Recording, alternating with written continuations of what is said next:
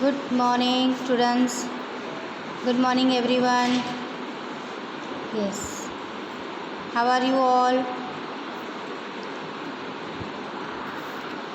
So, we are starting a chapter tracing changes through 1000 years.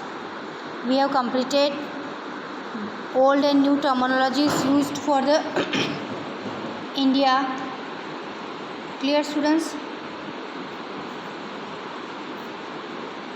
Now, we will be studying about the sources, different sources which historians used to learn about the past depending upon the period of their study.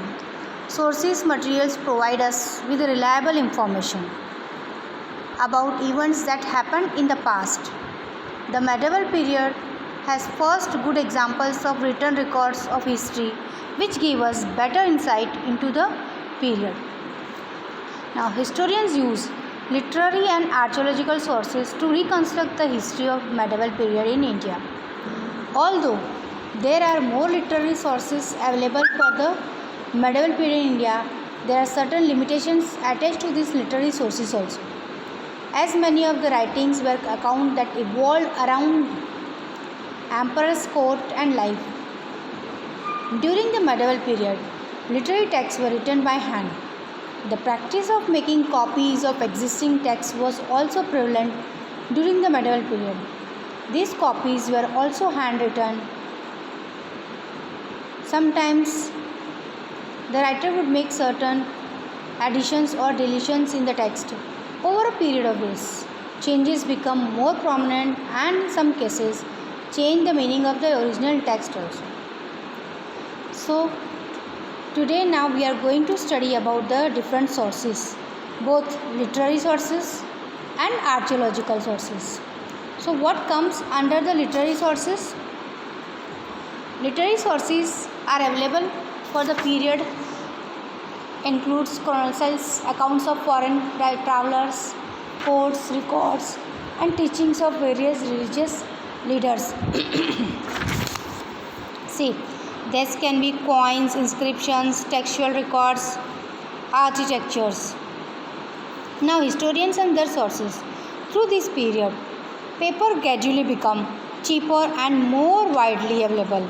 People used it to write holy texts, chronicles of rulers, letters and teachings of saints, petitions and judicial records, and for register of accounts and taxes.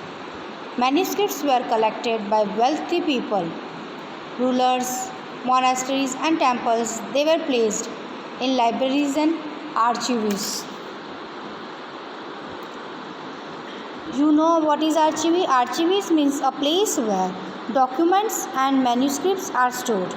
Today, all national and state governments have archives where they keep all the old official records and transactions. A painting of scribe making is a copy of manuscripts. So now we will be studying about different chronicles. Clear, students? Now, the chronicles, the proceedings of the king's court were meticulously maintained by each ruler. In fact, the royal courts appointed chroniclers to document the daily proceedings in the king's court. This kind of documentation is known as chronicles. Clear, students? What is chronicles? Documentation of king's daily court life is called as chronicle. Minhaj-i-Siraj wrote the Tabaqat-e-Nasiri, which is dedicated to Nasiruddin Mahmud, a king of Delhi Sultanate. Tabaqat-e-Nasiri gives a first-hand account of the historical events starting from the conquest of Delhi by Muhammad Ghori in 1260 CE. The Tarikh-e-Firoz Shahi by Ziauddin Barani gives us detail of Firoz Shah Tughlaq's reign. Now there are also written accounts such as biographies and autobiographies. Akbarnama and Ain-e-Akbari by Abu Fazl are the and Chand Bardai wrote Prithviraj Raso, which is an account of life of famous Rajput rulers by Prithviraj Chauhan. Babur also wrote his autobiography, Tujhke Babri, known as Babarnama. Babur and Jahangir were only the two Mughal emperors who wrote their autobiographies. Jahangir's autobiography is known as Tujhke Jahangir and Babur's autobiography is known as Tujhke Babri. There are also accounts such as foreign accounts. Many foreign travelers visited India. You all know in grade 6 also you studied that many foreigners came to India. Yes? So who were they, Huanzhang and so during this medieval period, the accounts which give us glorious details of India. The Persian traveller Al-Biruni came to India during the 11th century with Muhammad Ghazni. He wrote Tahaki-e-Hind or an inquiry into India, describing the social and cultural setting of India.